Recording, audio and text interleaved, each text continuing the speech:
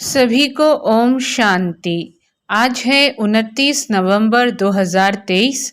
प्रातः मुरली बाप दादा मधुबन।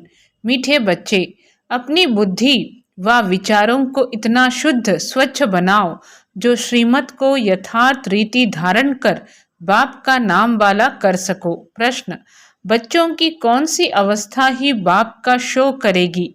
बच्चों की कौन सी अवस्था ही बाप का शो करेगी?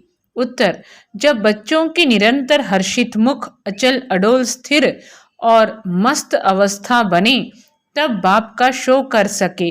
ऐसी एकरस अवस्था वाले होशियार बच्चे ही यथार्थ रीति सबको बाप का परिचय दे सकते हैं। गीत है मरना तेरी गली में। ओम शांति। बच्चों ने गीत सुना। कहते हैं, आए हैं तेरे दर पे जीते जी मरने के लिए। आए हैं तेरे दर पे जीते जी मरने के लिए। किसके दर पे? फिर भी यही बात निकलती कि अगर गीता का भगवान श्री कृष्ण कहें तो यह सब बातें हो न सके, न श्री कृष्ण यहाँ हो सके। वह तो है सतयुग का प्रिंस। गीता कोई श्री कृष्ण ने नहीं सुनाई, गीता तो परमपिता ने सुनाई। सारा मदार एक बात पर है, भक्ति में तुम इतनी मेहनत करते आए हो वह तो दरकार नहीं। भक्ति में तुम इतनी मेहनत करते आए हो वह तो दरकार नहीं। यह तो सेकंड की बात है। सिर्फ यह एक बात ही सिद्ध करने के लिए भी बाप को कितनी मेहनत करनी पड़ती है। सिर्फ एक बात को सिद्ध करने के लिए बाप को बहुत मेहनत करनी पड़ती है। कितनी नॉलेज देनी पड़ती है। प्राचीन नॉलेज जो भगवान ने दी है वही नॉलेज है। सारी बात गीता पर है।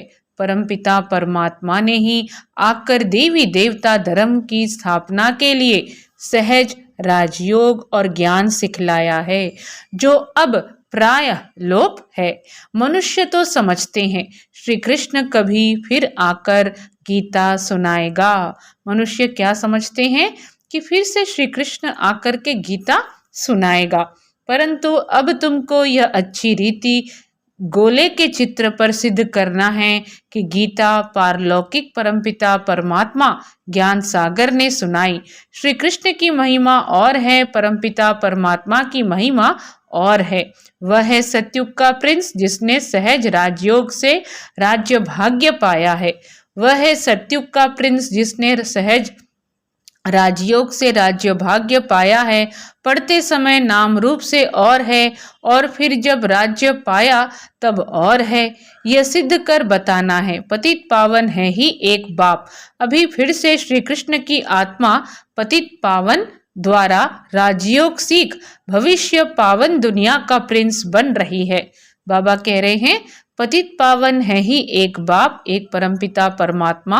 अभी फिर से श्री कृष्ण की आत्मा पतित पावन द्वारा राजयोग सीख भविष्य पावन दुनिया का प्रिंस बन रही है। यह सिद्ध कर समझाने में भी युक्तियां चाहिए। फॉरिनर्स को भी सिद्ध कर बताना पड़ता है। नंबर 1 है ही गीता। फॉरिनर्स को क्या करना पड़ता है? सिद्ध कर बताना पड़ता है। नंबर 1 है ही गीता। सर्वशास्त्रमयी श्रीमद् भगवत गीता माता। अब माता को जन्म किसने दिया? बाप ही माता को अडॉप्ट करते हैं ना। गीता किसने सुनाई? ऐसे नहीं कहेंगे कि क्राइस्ट ने बाइबल को अडॉप्ट किया। क्राइस्ट ने जो शिक्षा दी उनका फिर बाइबल बनाकर पढ़ते हैं।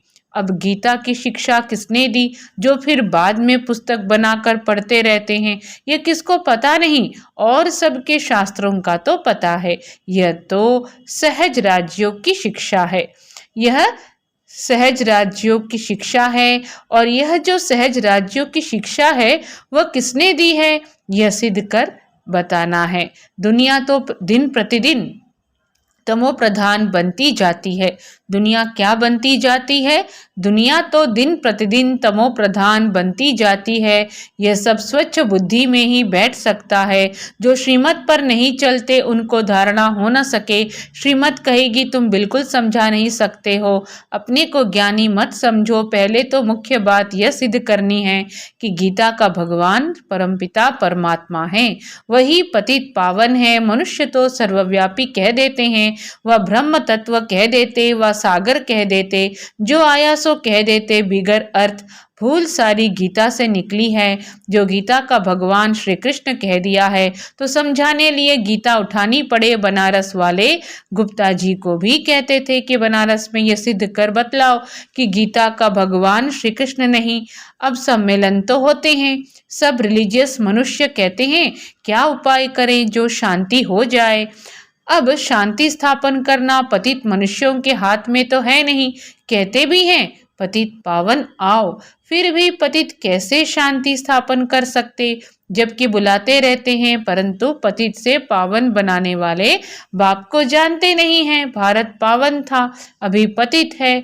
अब पतित पावन कौन है यह कोई की बुद्धि में नहीं आता। कह देते हैं रघुपति राघव, अब वह राम तो है नहीं, झूठा बुलावा करते हैं, जानते कुछ नहीं।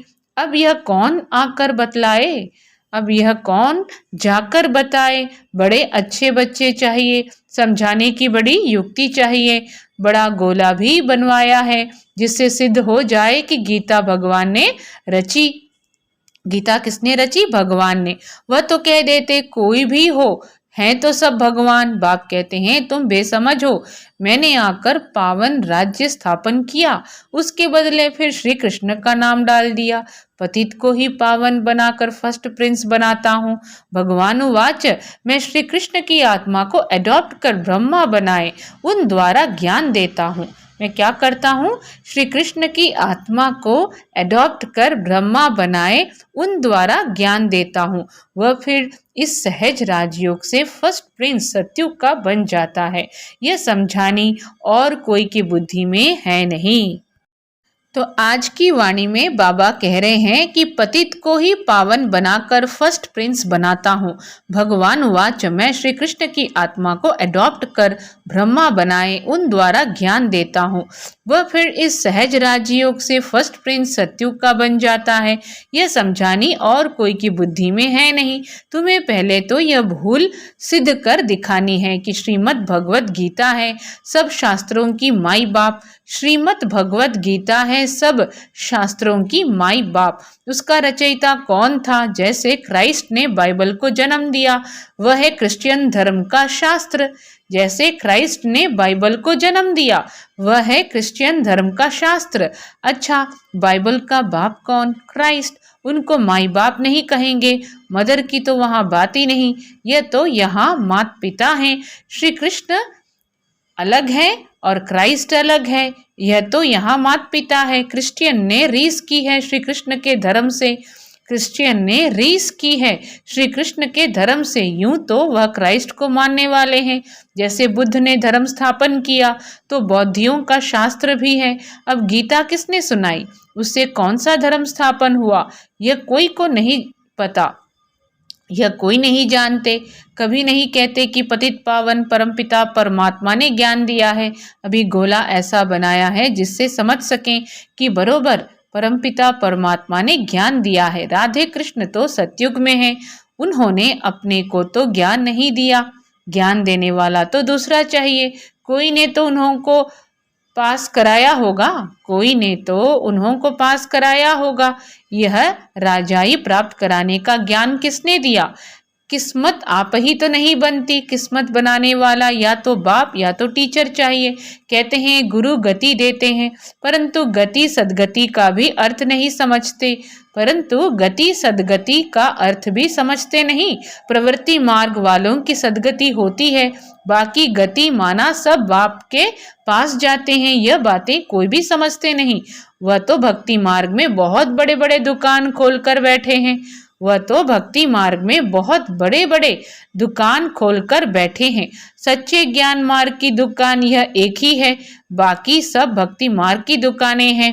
बाप कहते हैं यह वेद शास्त्र आदि सब भक्ति मार्ग की सामग्री है। इन जब तब वेद शास्त्र आदि का अध्ययन करने से मैं नहीं मिलता हूँ। मैं तो बच्चों को ज्ञान देकर पावन बनाता हूँ, सारी सृष्टि का सद्गति दाता हूँ।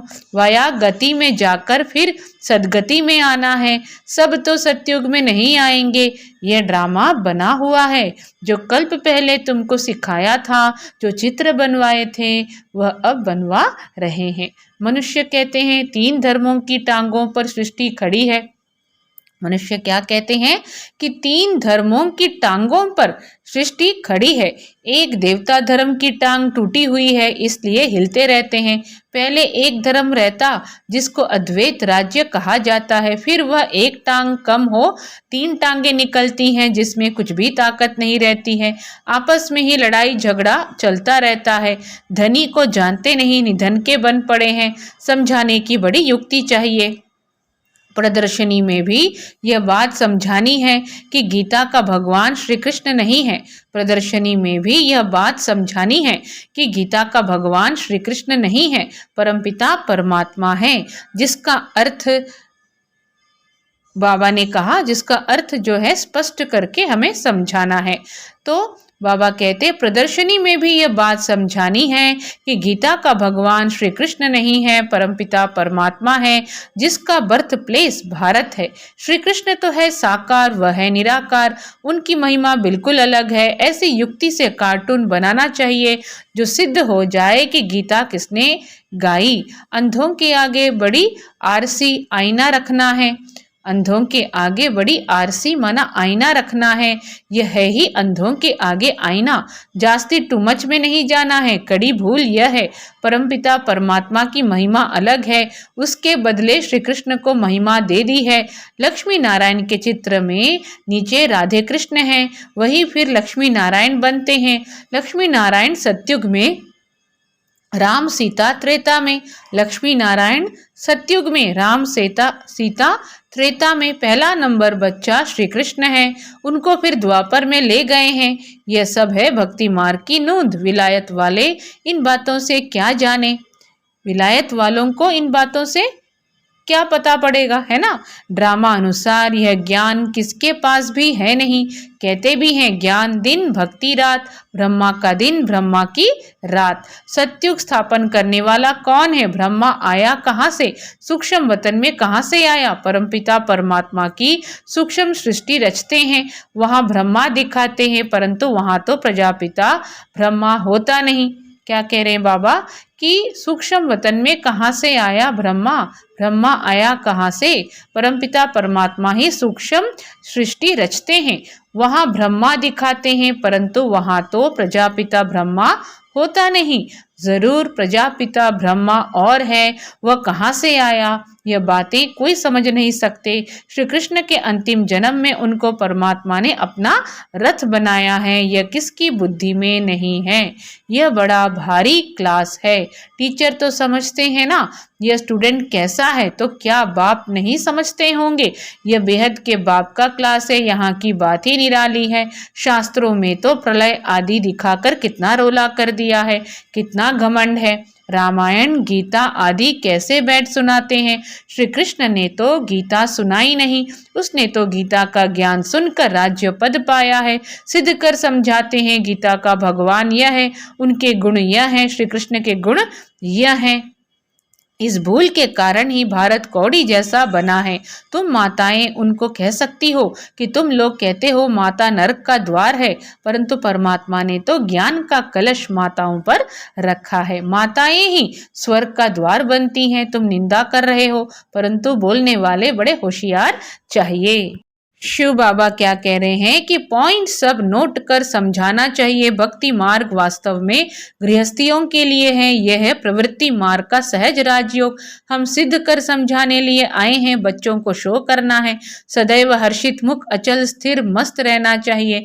आगे चल महिमा निकलनी जरूर है। तुम सब हो तो ब्रह्मा कुमार कुमारियां। कुमारी वह जो 21 जन्मों के लिए बाप से वर्षा दिलाए। कुमारियों की महिमा बहुत भारी है।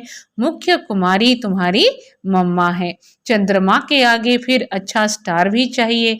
यह ज्ञान सूर्य है, यह गुप्त मम्मा अलग है। इस राज को तुम बच्चे ही समझकर समझा सकते हो। उस मम्मा का नाम अलग है, मंदिर उसके हैं। इस गुप्त बूढ़ी माँ का मंदिर थोड़े ही है। इस गुप्त बूढ़ी माँ का मंदिर थोड़े ही है, यह माता पिता कंबाइंड है। दुनिया यह नहीं जानती श्री कृष्ण को तो हो नहीं सकता, श्री कृष्ण तो हो नहीं सकता, वह फिर भी सतयुग का प्रिंस है। बाबा क्या कह रहे हैं, बहुत गुह्य बातें कह रहे हैं कि यह ज्ञान सूर्य है, यह गुप्त मम्मा अलग है। इस राज को तुम बच्चे ही समझकर समझा सकते हो। उस मम्मा का नाम अलग है, मंदिर उसके हैं। इस गुप्त बूढ़ी माँ का मंदिर थोड़े ही है, यह माता पिता कंबाइंड है। दुनिया यह नहीं जानती श्री कृष्ण तो हो नहीं सकता, वह फिर भी सतयुग का प्रिंस है। श्री कृष्ण में भगवान आ ना सके, समझाना बहुत सहज है। गीता के भगवान की महिमा अलग है, वह पतित पावन सारी दुनिया का गाइड लिबरेटर है।